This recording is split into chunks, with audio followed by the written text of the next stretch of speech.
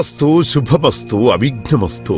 శ్రీ రాజశ్యామలాంబ సహిత దశమహావిద్య ఆలయం స్వర్ణ దేవాలయం గోల్డెన్ టెంపుల్ నిర్మాణం కొరకు లోకక్షేమార్థం దశమహావిద్య మహాయాగం 11 లక్షల కొబ్బరికాయలతో లక్ష్మీ గణపతి హోమం మరియు 11 కోట్ల కుంకుమార్చన కనక మహాలక్ష్మి కుంకుమార్చన సత్తుపల్లి శ్రీ లక్ష్మీ గణపతి ఆలయమునందు 108 రోజుల పాటు నిర్వహించబడును.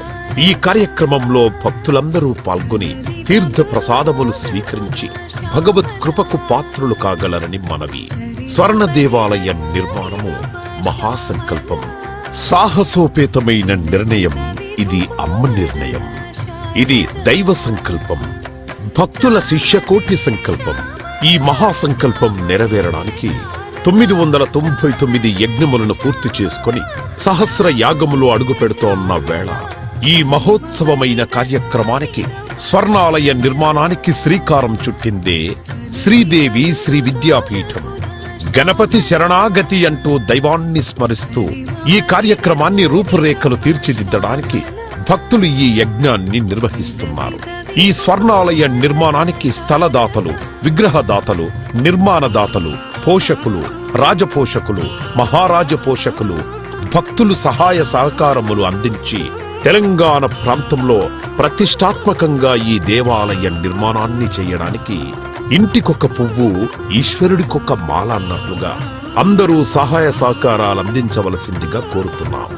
ఈ ఆలయ నిర్మాణం వల్ల దశమహావిద్య ఆలయములు స్వర్ణాలయము మన తెలుగు ప్రాంతంలో యావత్ ప్రపంచంలో మొట్టమొదటి ఆలయముగా చరిత్రలో సువర్ణాక్షరాలతో లిఖించబడే సువర్ణ అవకాశమిది.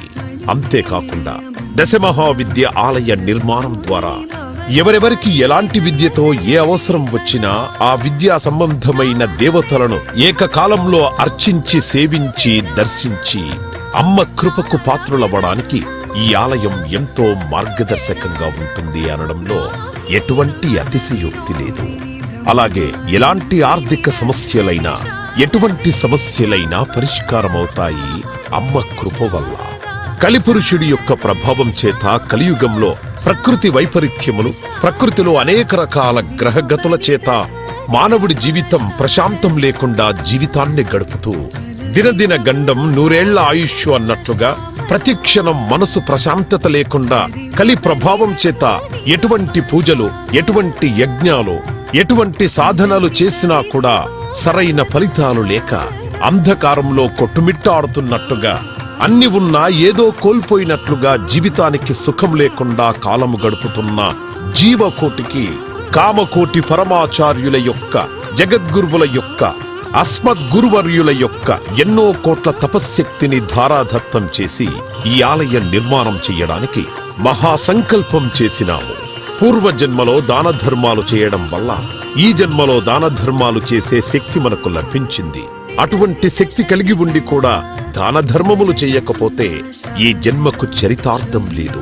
మనవంతు దాన ధర్మాలు చేస్తే, ఎటువంటి దాన ధర్మాలు చేస్తే అత్యంత ఉత్కృష్టమైన పుణ్య ఫలితం లభిస్తుందో అటువంటి పుణ్య ఫలితం లభించే అవకాశం ఈ స్వర్ణ దేవాలయ నిర్మాణంలో భాగస్వాములవ్వటం.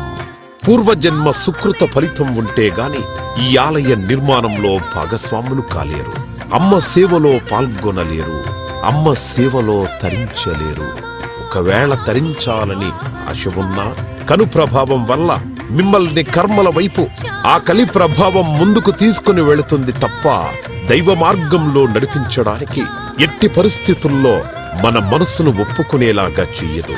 అయినప్పటికీ వాటన్నిటినీ దాటుకొని అపర దేవత సేవలో పాల్గొనటం, ఎంతో మంది భక్తులు ఇప్పటికే ముందుకు రావటం, మేము ఈ దేవాలయ నిర్మాణంలో భాగస్వాములవుతాం.